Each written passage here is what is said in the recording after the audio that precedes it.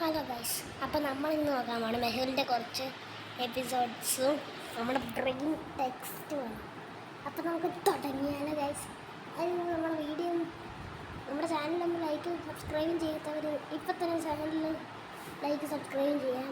നമ്മുടെ subscribers root 50 ആണ് guys. Please subscribe. അപ്പോൾ നമുക്ക് തുടങ്ങാം. ഡൽഹി നഗരത്തിലെ ബാങ്കുകളിൽ ദിവസവും മോഷണം നടക്കുകയായിരുന്നു. പോലീസുകാർക്ക് മോഷ്ടാക്കളെ കുറിച്ച് ഒരു ധാരണയും ഉണ്ടായിരുന്നില്ല. സഹായത്തിനായി ഡിറ്റക്റ്റീവ് മെഹുലിനെ മുംബൈയിൽ നിന്ന് ഡൽഹിയിലേക്ക് കൊണ്ടുവരുന്നു.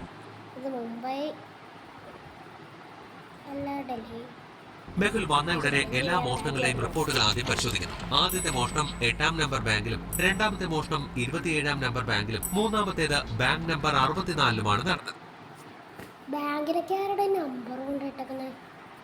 റിപ്പോർട്ട് കണ്ടപ്പോൾ തന്നെ അടുത്ത മോഷണം എവിടെ നടക്കുമെന്ന് മെഹുലിന് മനസ്സിലാകുന്നു. എന്താ, നിങ്ങൾക്ക് മനസ്സിലായോ അടുത്ത മോഷണം എവിടെയാണ് നടക്കാൻ പോകുന്നതെന്ന്? ചിന്തിക്കൂ.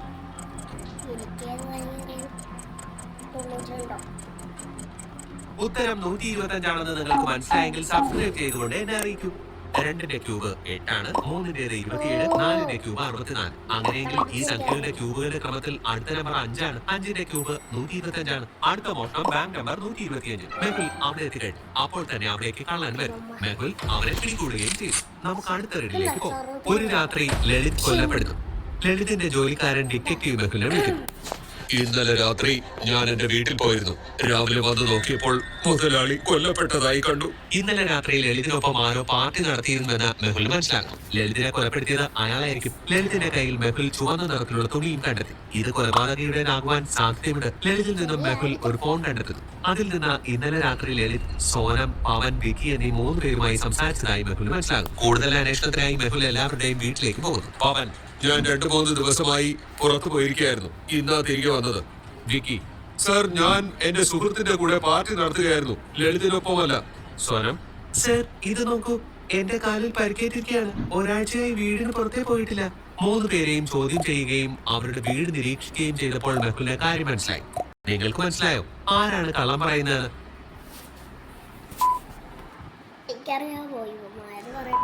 എനിക്കറിയില്ല ആൻസർ. ഇവിടെ സോനമാണ് കൊലപാതകി. ഡിറ്റക്റ്റീവ് മെഹുലിനോട് താൻ ഒരാഴ്ചത്തേക്ക് വീട്ടിൽ നിന്ന് പുറത്തേക്ക് ഇറങ്ങിയിട്ടില്ല എന്നാണ് പറഞ്ഞത്. അവർ പുറത്തേക്ക് പോയില്ലായിരുന്നെങ്കിൽ പിന്നെ സോനത്തിന്റെ ചെപ്പിൽ ചെളി പുരണ്ടത് എങ്ങനെയായിരുന്നു? അവിടെ കട്ടിലിൽ അതേ വസ്ത്രവുമുണ്ട്. കുറ്റകൃത്യം നടന്ന സ്ഥലത്ത് മെഹുൽ കണ്ടെത്തിയ വസ്ത്രഭാഗം പിന്നെ ഡ്രസ്സും കീറിയിട്ടുണ്ട്. ഇതിനർത്ഥം സോനം തന്നെയാണ് കൊലപാതകി. മെഹുൽ അവളെ പിടികൂടുന്നു. നമുക്ക് അടുത്ത റീഡിലേക്ക് പോകാം. മ്യൂസിയത്തിൽ 5000 വർഷം പഴക്കമുള്ള മമ്മിയുടെ ഒരു മോതിരം സൂക്ഷിച്ചു വെച്ചിരുന്നു. അത് കാണുവാൻ ദിനവും ആയിരക്കണക്കിന് ആൾക്കാർ അവിടെ വരുമായിരുന്നു. ഒരു ദിവസം ആ മോതിരം മോഷ്ടിക്കപ്പെടുന്നു. മ്യൂസിയത്തിന്റെ മാനേജർ ഡിറ്റക്റ്റീവ് മെഹുലിനെ വിളിക്കുന്നു. കൂടാതെ സന്ദർശകരെ ഒന്നും പുറത്തേക്ക് പോകുവാനും അനുവദിച്ചില്ല. മെഹുൽ മ്യൂസിയത്തിലെ ഗാർഡിനോടും മാനേജറോടും അവർക്ക് ആരെങ്കിലും സംശയമുണ്ടോ എന്ന് ചോദിക്കുന്നു. ഞാൻ സംശയം തോന്നുന്ന ആരും മ്യൂസിയത്തിലേക്ക് കയറുന്നത് കണ്ടിട്ടില്ല സർ. ഈ മോഷണം ആരായിരിക്കും ചെയ്തത് സർ? അതെങ്ങനെയായിരിക്കും? കള്ളൻ ഇപ്പോഴും മ്യൂസിയത്തിന്റെ ഉള്ളിൽ തന്നെ ഉണ്ടെന്ന് മെഹുലിന്റെ CCTV ക്യാമറകൾ പരിശോധിച്ചപ്പോൾ മനസ്സിലാകും. ചിന്തിക്കുന്ന വെച്ചിട്ടായിരുന്നു. ഈ ഫൂട്ടേജ് നോക്കിയപ്പോൾ കള്ളൻ ആരാണെന്ന് മെഹുലിന് എങ്ങനെയാണ് മനസ്സിലായത്?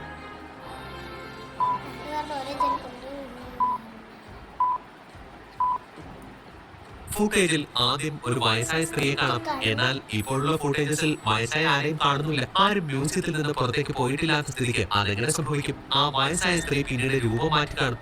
ഇപ്പോൾ ആ സ്ത്രീയുടെ ഹീൽസിലേക്ക് ശ്രദ്ധിക്കും. ആ ഹീൽസ് ഈ പെൺകുട്ടിയുടെ ഹീൽസുമായി മാച്ച് ആകുന്നുണ്ട്. മെഹുൽ ആ പെൺകുട്ടിയുടെ അടുത്തേക്ക് പോകുന്നു. മെഹുൽ തന്റെ അടുത്തേക്ക് വരുന്നത് കണ്ട ആ കുട്ടി പാനിക് ആകും. എന്നിട്ട് അവിടെ നിന്ന് മോളി രക്ഷപ്പെടുവാനും ശ്രമിക്കുന്നു. ഓടുന്നതിനിടയിൽ അവളുടെ ലാപ്ടോപ്പ് ബാഗ് താഴെ വീഴുന്നു. മെഹുൽ അവരുടെ ലാപ്ടോപ്പ് ഓപ്പൺ ചെയ്യുന്നു. അത് ലോക്ക്ഡൌൺ. ഇത് ഓപ്പൺ ചെയ്യുന്നതിന് ഒരു ലോഗിൻ കോഡ് ഉപയോഗിക്കണം. Z=1 Y=2 ആണെങ്കിൽ A+B എത്രയാണ്? പറയൂ, ലോജിക്കലായിരുന്നു.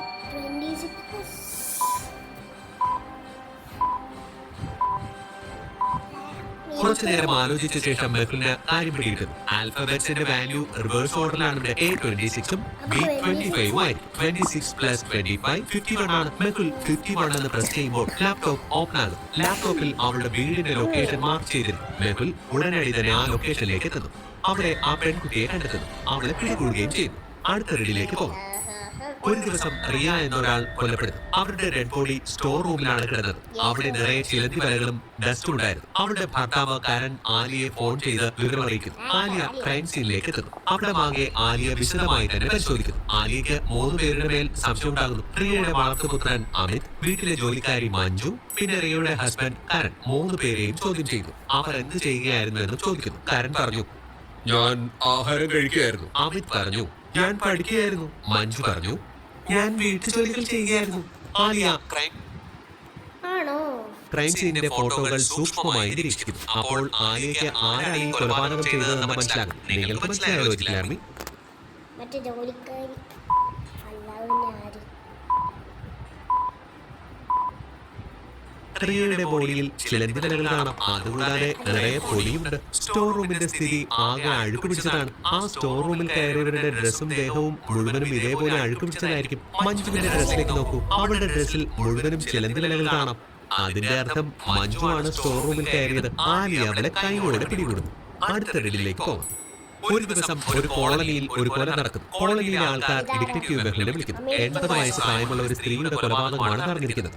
മെഹുൽ കോളനിയിലുള്ളവരെ ചോദ്യം ചെയ്യുന്നു. തൊട്ടടുത്തുള്ള അയൽവാസി റാം പറയുന്നു, സർ, എനിക്ക് ഇവരാരുടെ അമേരിക്കക്കാരോ? എവിടുന്നാ ശരിക്കും വന്നേ? എനിക്കൊന്നും അറിയില്ല. എനിക്ക് ഇവരെ നല്ലതുപോലെ പരിചയം പോലുമില്ല. അടുത്ത അയൽവാസി മോഹൻ പറയുന്നു. ഞാൻ എന്റെ ജോലിക്ക് പോയിരിക്കുകയായിരുന്നു. എനിക്കും ഒന്നും അറിയില്ല. അടുത്ത അയൽവാസിയായ അമിത് പറയുന്നു, എനിക്ക് ഇന്നാ 20 വയസ്സ് തികഞ്ഞത്. ഞാൻ കൂട്ടുകാരനോടൊപ്പം പാർട്ടി നടത്തുകയായിരുന്നു. എനിക്കൊന്നും അറിയില്ല. മെഹുലിന് ശക്തമായ തെളിവുകളൊന്നും തന്നെ ലഭിക്കുന്നില്ല. കൂടുതൽ അന്വേഷണം നടത്തുന്നതിനായി അവിടെ നിന്ന് പോകുന്നു. അടുത്ത ദിവസം 60 വയസ്സുള്ള ഒരാൾ കൊല്ലപ്പെട്ടുവെന്ന് മെഹുലിന് ഒരു കോൾ വരുന്നു. മെഹുൽ കോളനിയിലേക്ക് ചെല്ലുന്നു. അതിനിടയിൽ തന്നെ മറ്റൊരു കൊലപാതകത്തിന്റെ വാർത്തയും ഫോർട്ടിന്റെ അതേ എടുക്കുന്നു. അതൊരു 40 വയസ്സുകാരന്റെ മരണ വാർത്തയായിരുന്നു. മെഹുൽ എല്ലാ ക്രൈം സീനിൽ നിന്നും തെളിവുകൾ ശേഖരിക്കുന്നു. അപ്പോൾ തന്നെ അടുത്ത കൊലപാതകം ആരുടേതായിരിക്കുമെന്ന് മെഹുലിന് മനസ്സിലാകും. നിങ്ങൾക്ക് മനസ്സിലായല്ലോ ആർമി? 100 വയസ്സുള്ളവനോ? എനിക്ക് 100 വയസ്സുള്ളവനോ? ആരാ നിൽക്കുന്നത്?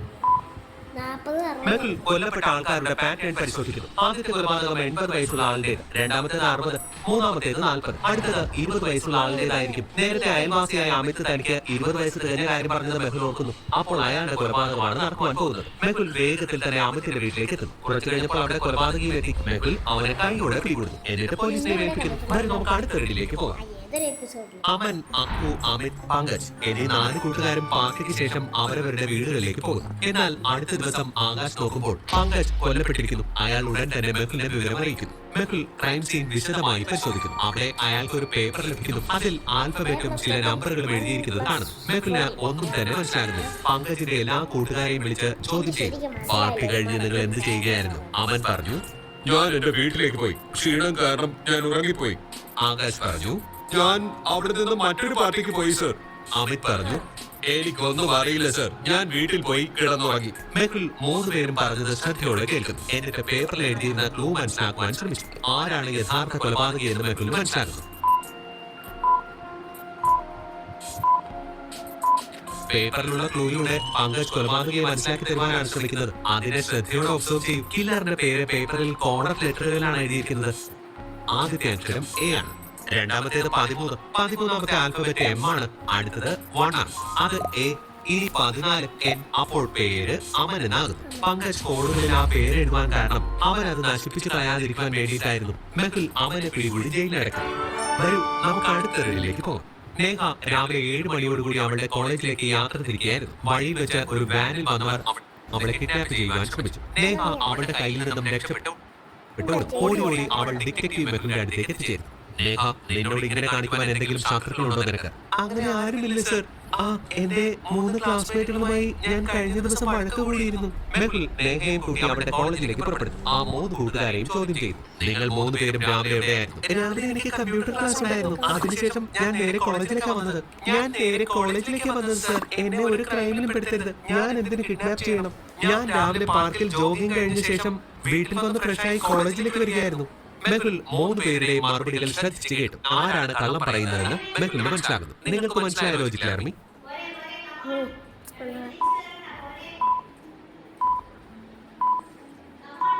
മെഹുൽ വളരെ സിമ്പിൾ ആയ ചോദ്യമായിരുന്നു ചോദിച്ചത്. നിങ്ങൾ രാവിലെ എന്ത് ചെയ്യുകയായിരുന്നു എന്ന്. പൂർവിയും നീരജും വളരെ സാധാരണ ഉത്തരങ്ങളാണ് നൽകിയത്. കിഡ്നാപ്പിംഗുമായി ബന്ധപ്പെട്ട ഒരു കാര്യവും അവർ പറഞ്ഞില്ല. എന്നാൽ സെജൽ മറുപടി പറഞ്ഞപ്പോൾ അവൾ കിഡ്നാപ്പിംഗ് ചെയ്തിട്ടില്ല എന്ന് പറയുകയുണ്ടായി. അവൾക്ക് എങ്ങനെ മനസ്സിലായി നേഹയുടെ കിഡ്നാപ്പിംഗ് ശ്രമം നടന്നുവെന്ന്. അവൾക്ക് ഈ കിഡ്നാപ്പിംഗുമായി എന്തോ തരത്തിൽ ബന്ധമുണ്ട്. മെഹുൽ അവളെ പിടികൂടുന്നു. വരും നമുക്ക് അടുത്ത റെഡിലേക്ക് പോവാം. ഒരു സിനിമയുടെ സ്ക്രീനിംഗ് നടക്കുകയായിരുന്നു. പൊടുന്നനെ ആരെയോ നിലവിളി ശബ്ദം കേട്ടു. വാഷ്റൂമിൽ വെച്ച് സിനിമയിലെ നടി കൊല്ലപ്പെട്ടതായി കണ്ടു. ആ സിനിമയിലെ നടൻ മെഹുലിനെ ഫോൺ ചെയ്ത് വിവരം അറിയിക്കുന്നു. മെഹുൽ വന്ന ക്രൈം സീൻ സൂക്ഷ്മമായി പരിശോധിക്കുന്നു. നടിയുടെ പൊട്ടിയ വാച്ച് മെഹുലിന് കിട്ടുന്നു. അപ്പോഴത്തെ സമയം 11 മണി കഴിഞ്ഞ് 20 മിനിറ്റ് ആയിരുന്നു. പിന്നീട് വാച്ച് പ്രവർത്തിച്ചിട്ടില്ല. അതായത് കൊലപാതകം ഏകദേശം 11:20 സംഭവിച്ചിരിക്കുക. ഗേൾഫ്രണ്ടിനോടൊപ്പം ക്യാമ്പിൽ വന്നുകൊണ്ടിരിക്കുകയായിരുന്നു. ഇതാ നോക്കൂ ക്യാമ്പിന്റെ ബിൽ ഡീറ്റെയിൽസ്. സർ, ഞാൻ പാർട്ടിയിലായിരുന്നു, എനിക്കൊന്നും അറിയില്ല. സർ, ആ സമയം ഞാൻ എല്ലാവരുടെയും ഫോട്ടോസ് എടുക്കുകയായിരുന്നു. നോക്കൂ, ഞാൻ ആ സമയത്ത് എടുത്ത പടങ്ങൾ. മെഹുൽ എല്ലാവരും പറഞ്ഞത് ക്രോസ് ചെക്ക് ചെയ്ത് നോക്കുന്നു. ആരാണ് കള്ളം പറയുന്നതെന്ന് മനസ്സിലാക്കുവാൻ കഴിയും. നിങ്ങൾക്ക് മനസ്സിലായോ ലോജിക്കലായിരുന്നു?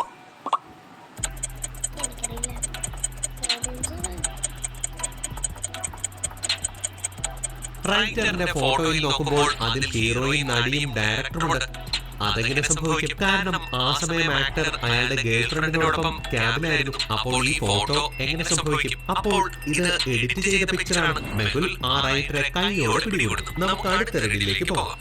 സുരേഷിന്റെ വീട്ടിൽ നിന്നും അയാളുടെ വിലയേറിയ വാച്ച് കാണാതാകുന്നു. വാച്ച് വജ്രം പതിപ്പിച്ചതായിരുന്നു. ഡിറ്റക്റ്റീവ് മെഹുലിനെ വിവരമറിയിക്കുന്നു. സുരേഷിന്റെ വീട്ടിൽ 5 പേരാണ് താമസിക്കുന്നത്. അയാളുടെ വൈഫ് പ്രിയ, അവിടുത്തെ ജോലിക്കാരൻ രാമു, പാചകക്കാരൻ പ്രീതം, മകൻ സലോണി, മകൻ രോഹൻ എന്നിവരാണ്. ഒന്നും അറിയില്ല. ലോണിയുടെ റൂമിൽ, അത് കഴിഞ്ഞ് റോഹന്റെ റൂമിലേക്ക് ചെല്ലുന്നു. അത് കഴിഞ്ഞ് കിച്ചണിൽ, അത് കഴിഞ്ഞ് വീട് മുഴുവനും നന്നായി നോക്കുന്നു. മെഹുലിന് മനസ്സിലാകുന്നു ആരാണ് കള്ളം പറയുന്നത്. നിങ്ങൾക്ക് മനസ്സിലായ ലോജിക്കലാർമി? ബാത്റൂമിന്റെ വീട്ടിലേക്ക് വന്ന അകത്ത് കയറി എനിക്കൊന്നും അറിയില്ല സർ. രമേശ് ജിയുടെ നിലവിളി ശബ്ദം കേട്ട് ഞങ്ങൾ ഓടി വന്ന് നോക്കിയപ്പോൾ വീടിനുള്ളിൽ മോഷ്ടിക്കുവാൻ കയറിയ ആരോ അദ്ദേഹത്തിന്റെ ഭാര്യയെ കൊന്നിട്ടിരിക്കുന്നു.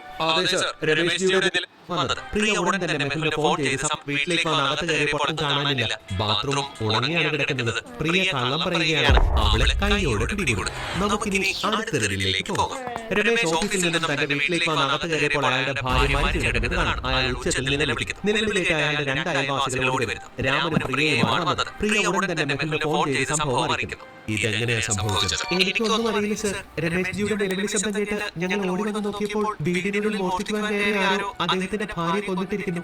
അതെ സർ, രമേശ് ജിയുടെ നിലവിളി കേട്ടിട്ടാണ് ഞങ്ങൾ സംഭവം തന്നെ അറിയുന്നത്. നിങ്ങൾ എങ്ങനെ അകത്ത് വന്നു? ഡോർ തുറന്നു കിടക്കുകയായിരുന്നു. ഞാൻ കീ കൊണ്ട് ഡോർ തുറന്ന് അകത്ത് കയറിയത്. കള്ളൻ ഞങ്ങളുടെ ഗ്ലാസ് വിൻഡോ പൊളിച്ചായിരിക്കും അകത്തേക്ക് കയറിയതെന്ന് തോന്നുന്നു. മെഹുൽ ആ പൊട്ടിയ വിൻഡോ സൂക്ഷിച്ച് പരിശോധിക്കുന്നു. ആരാണ് കൊലപാതകി എന്ന് മെഹുലിന് മനസ്സിലാകുന്നു. നിങ്ങൾക്ക് മനസ്സിലായ ലോജിക്കലാർമി?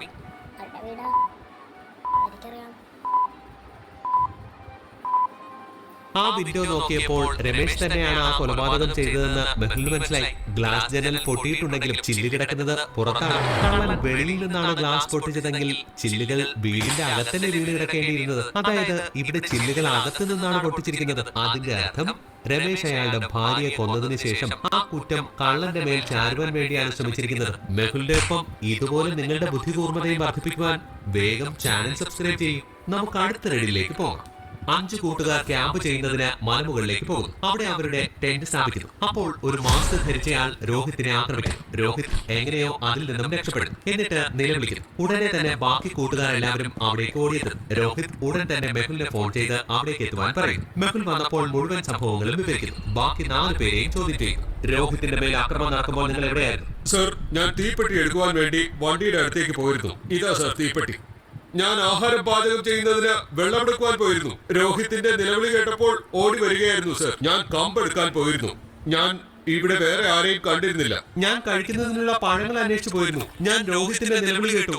വേറൊന്നും കണ്ടില്ല സർ. മെഹുൽ എല്ലാവരും പറഞ്ഞത് ശ്രദ്ധിച്ചു കേട്ടു. എല്ലാവരും പറഞ്ഞ ലൊക്കേഷനുകളിൽ പോയി പരിശോധനയും നടത്തി. കാറിന്റെ അടുത്ത്, നദീതീരത്ത്, മരം മുറിച്ചിട്ടിരിക്കുന്ന സ്ഥലത്ത്, പഴങ്ങളുള്ള മരത്തിന്റെ അടുത്ത്. അതിനുശേഷം മെഹുൽ ഈ 4 പേരെയും സൂക്ഷ്മമായി നിരീക്ഷിച്ചു. അപ്പോൾ തന്നെ ആരാണ് കള്ളം പറയുന്നതെന്ന് മെഹുലിന് മനസ്സിലാകുന്നു. നിങ്ങൾക്ക് മനസ്സിലായ ലോജിക്കലാർമി?